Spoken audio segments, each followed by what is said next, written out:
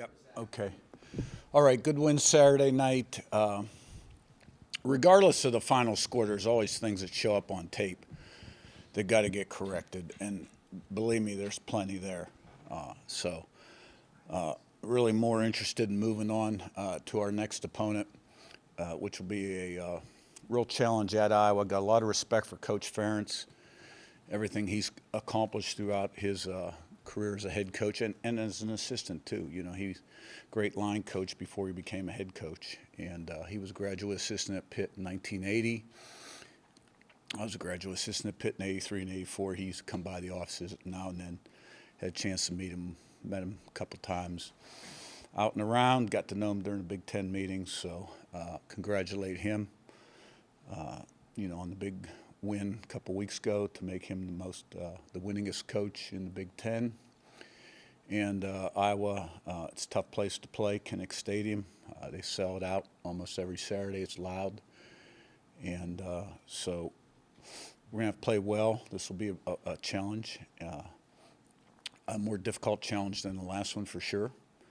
And the sooner our guys realize that, the better. Curt, you talk about your history with Coach Ferentz, but I'm just curious if you have any history with Kinnick. Obviously, it's a place that is very difficult to go, one of the tougher environments in the conference, and kind of has been, I think, particularly for, sort of teams that, as you talk about, need that refocusing quickly after a big win. Yeah, I do not. Yeah, Curt. Brian Haynes seems to be really mixing up his personnel with the front seven.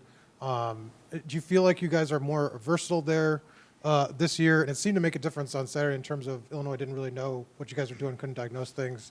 But you feel like that's been a strength? Brian always mixes things up pretty good, finds ways to get to quarterback, create TFLs.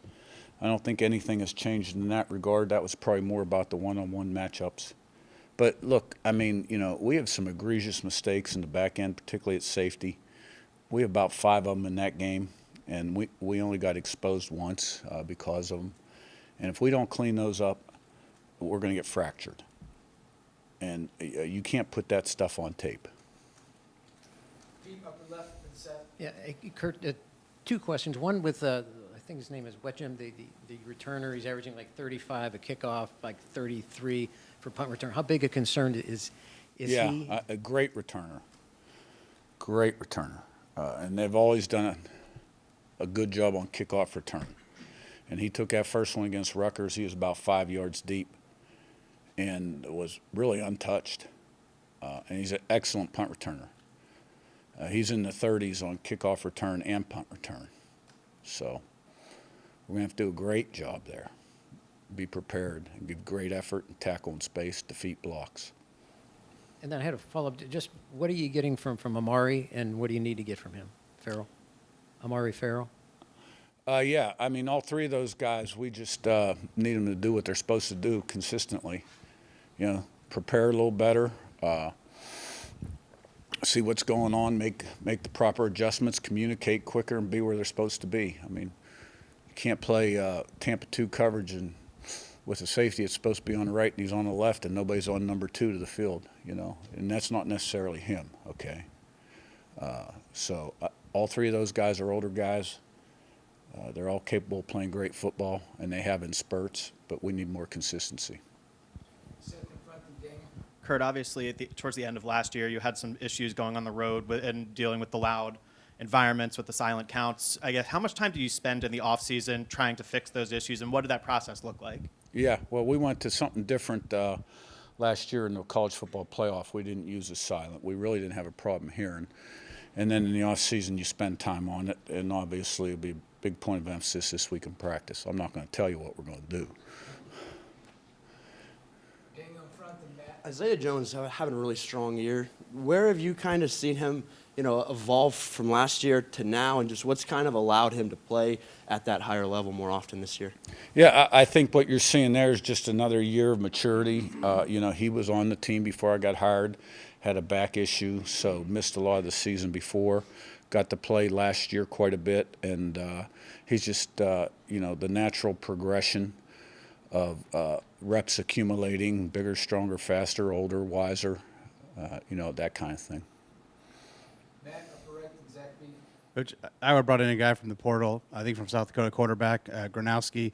Kind of struggled early on, but it looks like he's a pretty good athlete, can make some plays with his legs and his arm. What have you seen from him, especially recently? It looked like he played better against Rutgers. Yeah, won a lot of football games. That guy has. He's a great competitor. He's a big guy. He's got good mobility. They'll run him, design runs, and then there's somewhere he could give it or run it.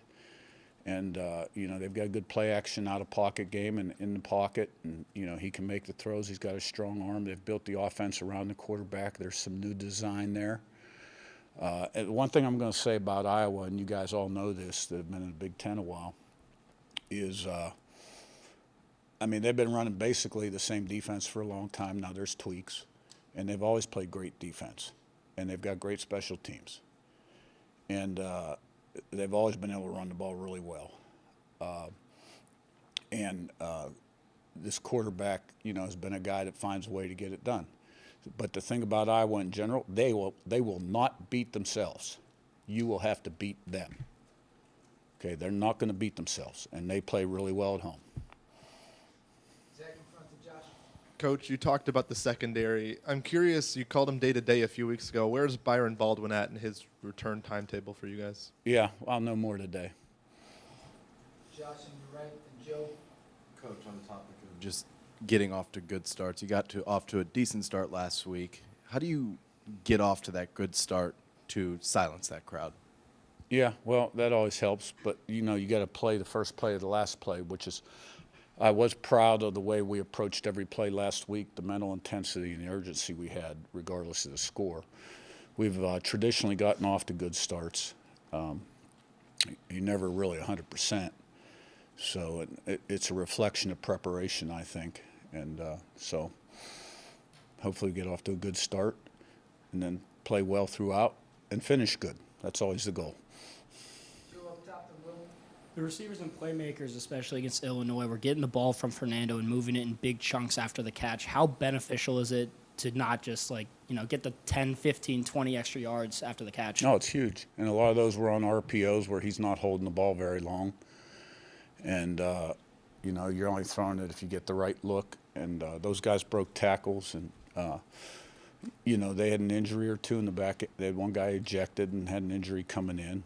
Our guys did a nice job out there. Now, I'd like to see them block every play, too, okay, because we played the second half, and our H's, I don't think they blocked anybody the whole second half. Will, last one on your left.